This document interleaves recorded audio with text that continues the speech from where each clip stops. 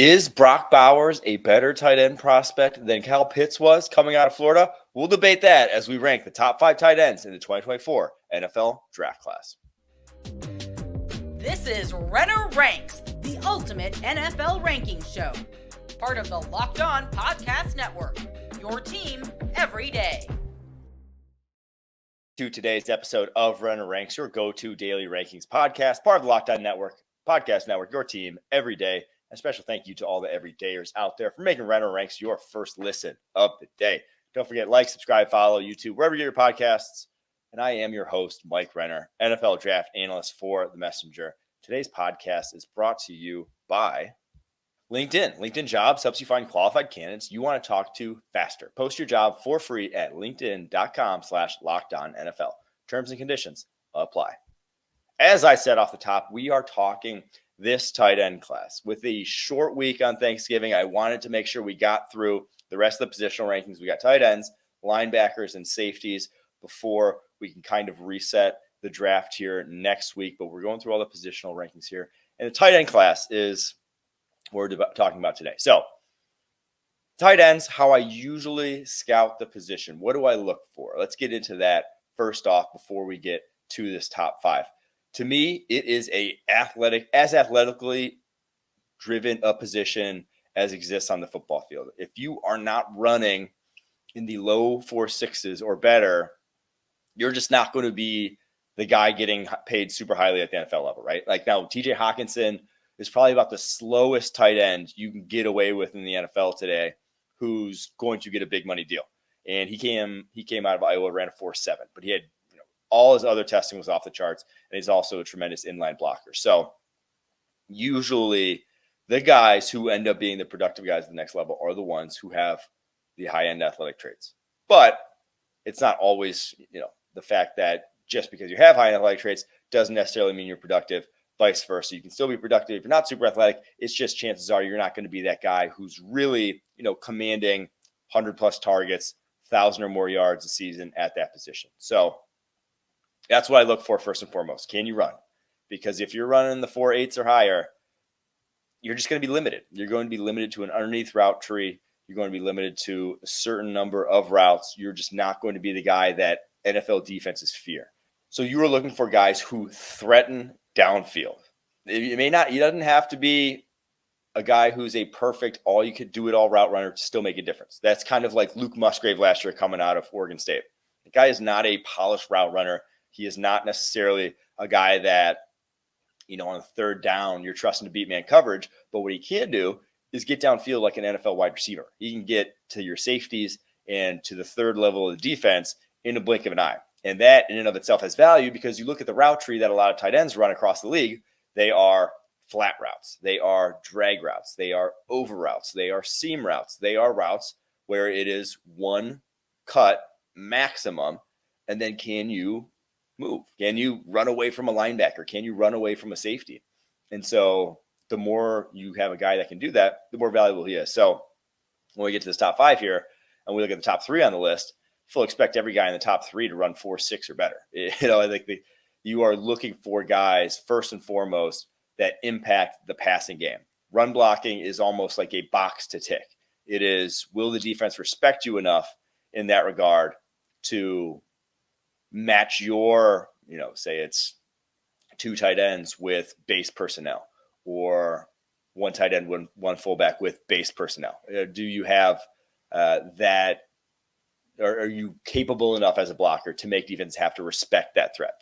And now not everyone is, and not even some of the guys who are high-end producers at the NFL level are, but it's definitely something that still probably matters a little bit more to NFL teams than they let on. That teams still want a tight end that can run block, are still going to covet those guys first, rather than you just don't see a lot of 230-pounders who are pure receiving options first because, truthfully, they're wide receivers at that point. If your defense is matching them, not in base personnel, and if the defense isn't respecting their threat as run blocker, and if they shouldn't respect their threat as run blocker, they are no different than from a wide receiver. And 9 times out of 10, you'd rather have a wide receiver on a football field in terms of their ability to get open, their ability to create explosive plays, than you would a tight end. So NFL teams still covet the all-around guys over your one-trick ponies at the position.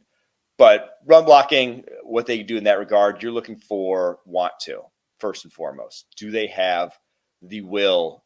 Do they stick their nose in it? Are they guys that are going to get after it at the NFL level?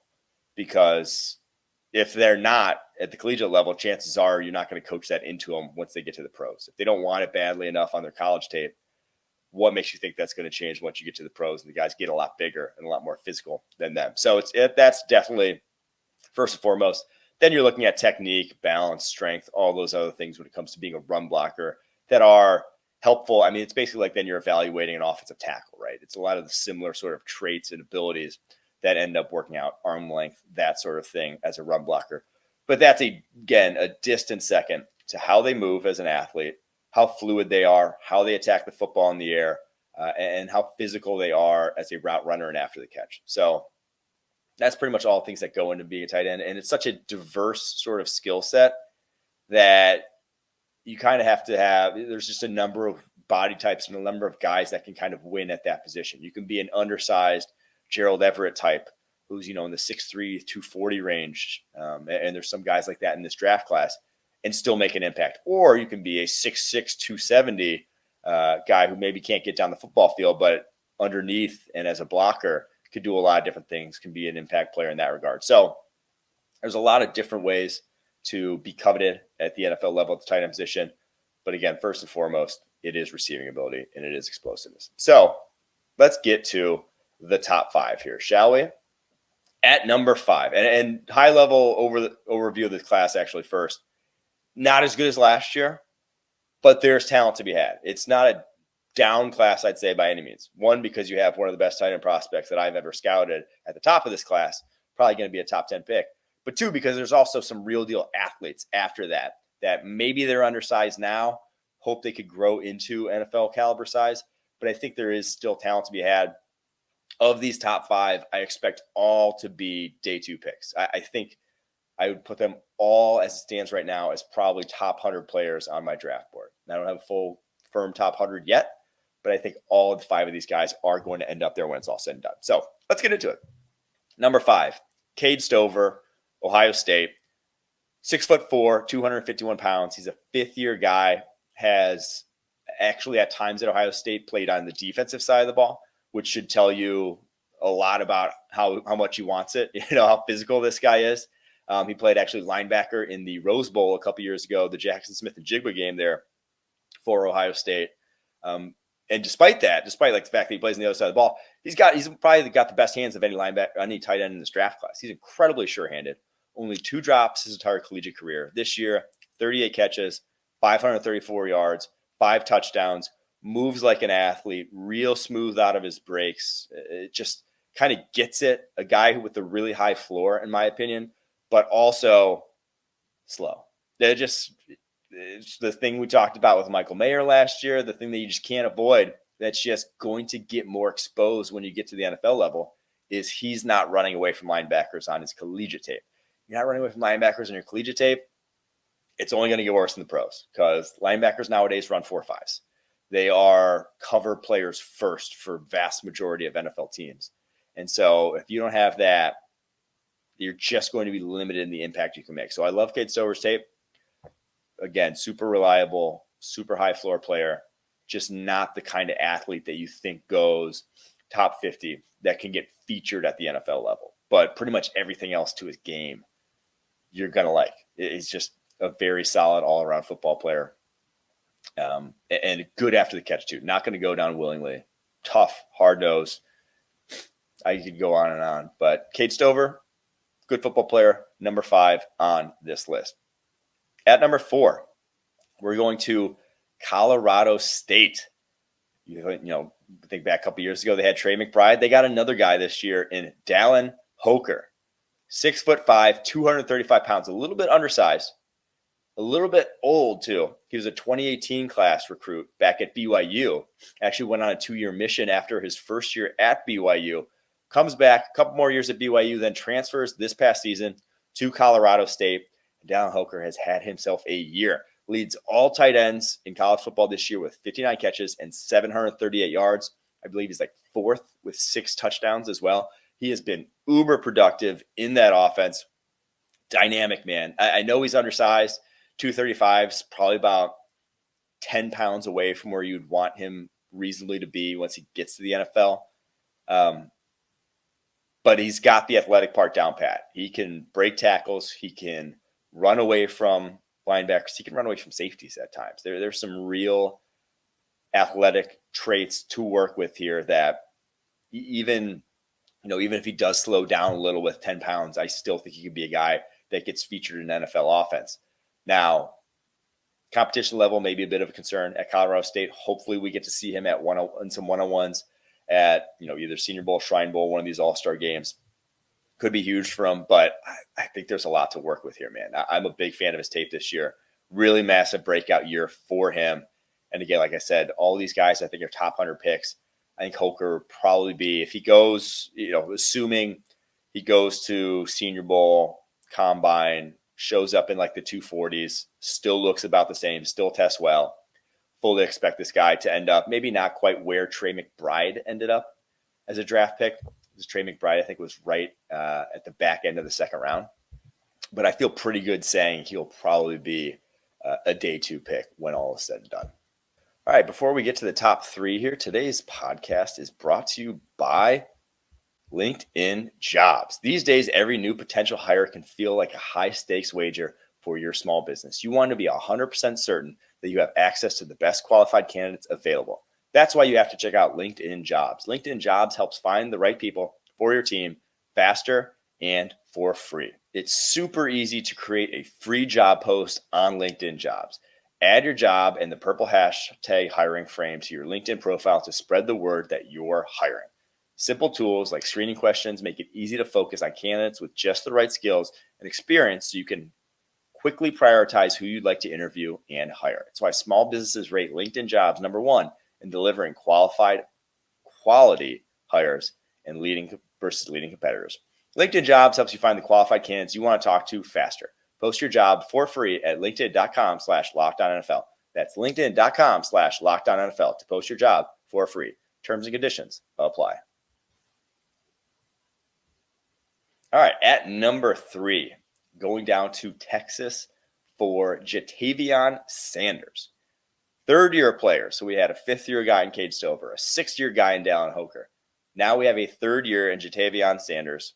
He's 6'4", 243 pounds, super explosive dude. He's probably, and I'm probably, this guy is the most explosive tight end in the country. I mean, he is reminiscent, just stylistically, his game to like Vernon Davis, way back in the day coming out of Maryland, and that he is just straight linear speed and explosiveness. So 6'4", 243, a little on the undersized, so not quite, your ideal tight end frame. Almost looks like a jumbo running back in kind of his build, and then he's just rocked up. The guy is a ball of muscle, and it shows in kind of the production he has. Not a ton of catches, only 28 catches this year, but 457 yards. Consistently a big play threat in that Texas offense. And it's because he can get down the field. And honestly, contact doesn't really faze him either. He can run through contact, and he can get to that 3rd level of the defense, get past linebackers in a hurry, man. And so you think about the routes the tight ends run oftentimes off of play action, where you're doing the run fake, and then you got to get across that formation quickly to get back to the quarterback. He does that very, very well. He's like a better kind of Chigakonkwo.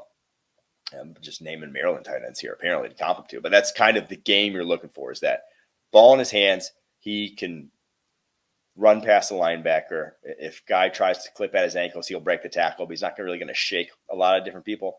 Not really kind of the guy he is, but Jatavion Sanders has real deal juice, man. And again, it's a position where that is the number 1 trait. That's it. That's what you're looking for. So he'll go probably. The thing is just such limited in the other sort of aspects of the position that you're probably going to ask him to do. So it will be interesting to see how the NFL evaluates him. I'd probably call him a 3rd rounder at this point. I just think 2nd round for that skill set when it's just somewhat limited is a little rich for me, but I think you have a high floor in these certain routes that you're going to ask him to run. So if you're doing a lot of play action, if that's a big part of your offense, I think you're going to want a guy like Ja'Tavion Sanders in the fold. All right, at number 2, and this one's a little bit of a call. So we've been naming real deal tight ends so far. This guy, Johnny Wilson out of Florida State, is technically a wide receiver right now, but he is 6'7", 239 pounds.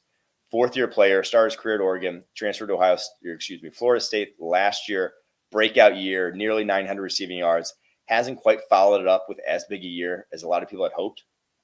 Only 33 catches, 532 yards this year, 2 scores, but he is consistently a big play threat at that size. 17.7 yards per reception over the course of his career. Outlandish wingspan. I mean, just huge. And the thing I think he attacks the ball well, but he has a ton of concentration drops. I mean, just so many. 13% drop rate for his career. So you're in kind of worrisome territory there to begin with. But this guy's physical ability at that size, I mean, he looks like a small forward in the NBA, just with how graceful he moves at that size and just the wingspan. If he can put on some muscle, because he blocks well for a wide receiver. When he's on the outside, he gets after it. There's something there to where if he wants to add muscle, remake his body a little bit, I think he could be talking about a Darren Waller-esque transformation from Johnny Wilson, from a big wide receiver converting to a maybe not a inline blocking tight end that you're going to rely on in that regard, but a guy who at the tight end position, once he's going against linebackers and safeties more consistently than he is going against outside corners, he's going to be a consistent mismatch and going to be a guy that's going to create a lot of different problems for opposing defenses. So big fan of his game. Really interested to see if that's kind of the route he wants to go, though, because I said a lot of similar things about Chase Claypool coming out of Notre Dame, in that I really didn't love how his game was going to translate as an outside wide receiver. And I think we've seen that bore out to a degree over the course of his career, as much as Ryan Poles may not have agreed with me a year ago. But I do think that that's what we could be looking at with Johnny Wilson, is that if you really just want to call him an outside wide receiver, he's not really a guy you're going to feature that much in your offense. But once you give him that tight end tag and once you're running those kind of routes, he's just a much bigger weapon, or could be a much bigger weapon at the next level. All right, before we get to the final one here, today's podcast is brought to you by DoorDash. Did the game go to timeout? Time to order in with DoorDash. Is it halftime? That's ordering time. 2-minute warning?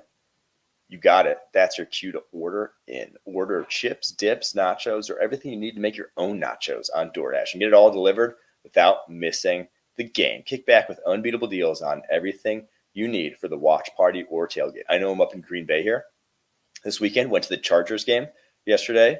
Big W for the Packers. Culver's is a great DoorDash option when you are in Wisconsin. The most underrated fast food in the country. Maybe the best fast food restaurant, in my opinion, in the country. Get up to 50% off, though, $10 value when you spend $15 or more on your first order when you download the DoorDash app and enter code LOCKED23. Subject to change, terms apply. That's 50% off, up to $10 value when you spend $15 or more on your first order. Download the DoorDash app and enter code LOCKED23.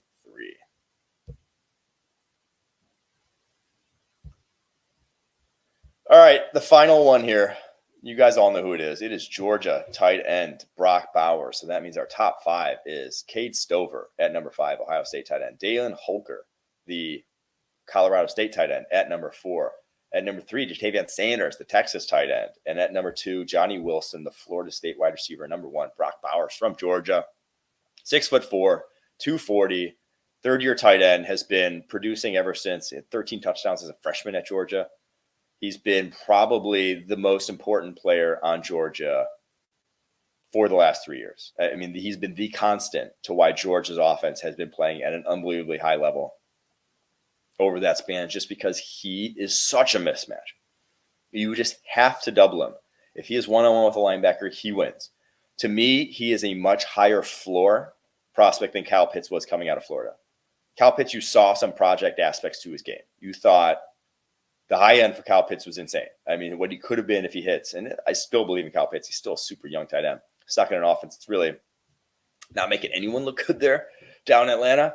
So not giving up on him. But Brock Bowers is just safe in that he's done a lot of the things he's going to be asked to do at the NFL level and done them at an extremely high level already. And now he's a little bit undersized, 6'4", 240. He's not ideal size, but you watch him as a blocker, and he's going to get respect in the NFL as a blocker. On the move, he's one of the best blocking tight ends that you'll ever see on the move.